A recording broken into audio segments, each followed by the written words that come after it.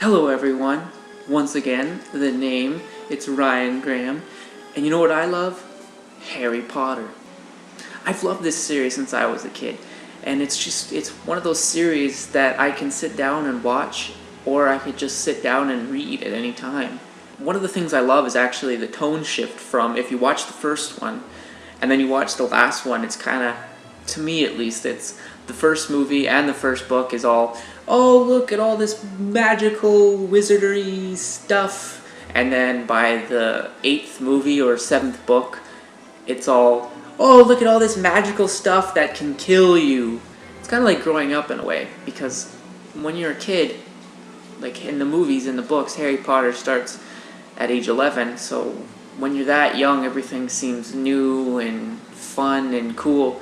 And then by the time you get a little bit older, you realize all the bad stuff in the world, like a wizard that wants to kill you. Little things in media that other people miss or just seem not to notice. It seems like a perfect fit for me to talk about Harry Potter, considering there's no other reason. The movies have been done for 4 years, and the last book was like 7 years ago, and yeah. Harry Potter! This list that I've compiled is so massive because there are so many little things, like there's so many that I had to make a huge number, and I left out a lot. I mean, a lot. So, without further ado, Wingardium, let's get this started. I should be ashamed of myself. 56 facts and things you may have missed from the Harry Potter series. And I picked 56 for no particular reason. At the end of Harry Potter and the Goblet of Fire, the credits say, "No dragons were harmed in the making of this movie." The candles used in Harry Potter and the Philosopher's Stone were actually originally real candles suspended from wires, but in the end they had to switch to CGIing them because the candles burned the wires, which caused them to fall. Rupert Grint was removed from the set during Harry and Hermione's kissing scene from the Deathly Hallows because he was laughing too much. The actress who played Moaning Myrtle, Shirley Henderson, was 37 years old at the time she filmed Harry Potter and the Chamber of Secrets. That's making her 24 years older than Daniel Radcliffe. The T at the end of Voldemort is silent. The name comes from the French words meaning flight of death. Hedwig, Harry's owl, was played by 4 different owls. More than a dozen rats played Ron's pet Scabbers. There was 4 different cats for Hermione's pet Crookshanks, and there was 9 Neapolitan Mastiffs, which played Hagrid's pet Fang. Wow. Voldemort cannot love, since he was conceived via a love potion. Warner Brothers had originally considered making the Harry Potter series into CGI, or attempting to combine a bunch of the books together, because they had the ever-present danger of the rapid aging of the child actors. So they were worried that if the project was delayed, or there was a long delay between the sequels, that they'd have to recast all the actors. But author J.K. Rowling said no to both the ideas of combining them or making it an animated movie. Every exterior shot of Hogwarts used this model, and it took 7 months and 40 people to make. Hell, the bridge alone took 3 months. In the chess scene in Harry Potter and the Philosopher's Stone, each piece on the chessboard actually weighed about 500 pounds. The night bus from Harry Potter and the Prisoner of Azkaban was actually so top-heavy that they had to put 4 tons on the bottom so that it wouldn't topple over. J.K. Rowling is actually the first person to become a billionaire just from writing books. When Harry Potter and the Prisoner of Azkaban was released in Great Britain, the publisher asked stores to not release the book until school was done for the day so that they wouldn't have kids skipping class. Azkaban. When Alfonso Cuarón came onto the project, he wanted to get better acquainted with the 3 main characters. So what he did was he asked all 3 of the main stars to write a little essay based on what they feel their character is all about. And true to their characters. Emma Watson wrote a 16-page essay. Daniel Radcliffe wrote a measly one simple page. And Rupert Grint didn't even turn his in. The moving portraits in Hogwarts were a mix of real paintings and green screens. All of the portraits were of producers who worked on the film so they could be immortalized in the movies. 15,000 physical orbs were actually made and lit by set designers, but in the end, they scrapped it completely and went with CGI. Throughout all the films, Daniel Radcliffe went through an estimated 160 pairs of glasses. Harry Potter's famous lightning bolt scar has been applied approximately 5,800 times to both Daniel Radcliffe and his stunt/body doubles. The inscription around the mirror of Irizad says, Irizad stra eru oit ub careful oit on quasi. Reading the inscription backwards, it actually says, I show not your face, but your heart's desire.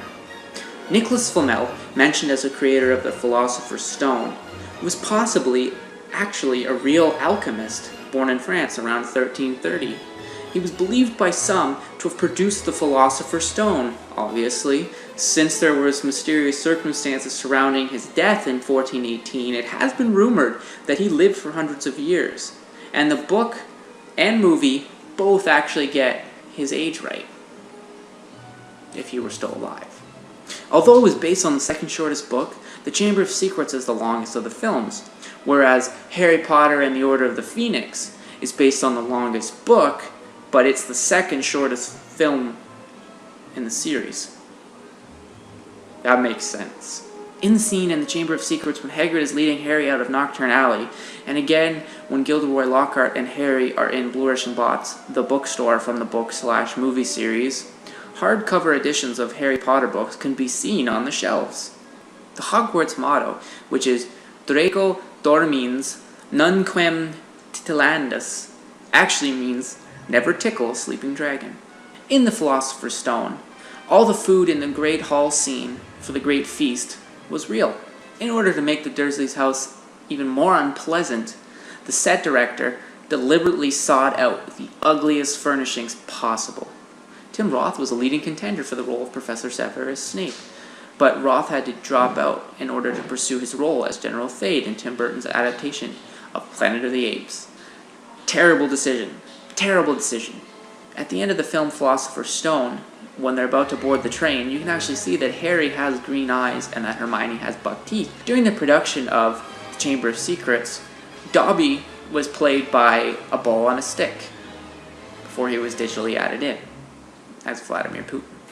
A theater manager in Stavanger, Norway, reported that his younger customers were becoming ill. It's because in The Chamber of Secrets there's a scene where Ron is cursed and he starts throwing up slugs. And the kids had too much food and they threw up.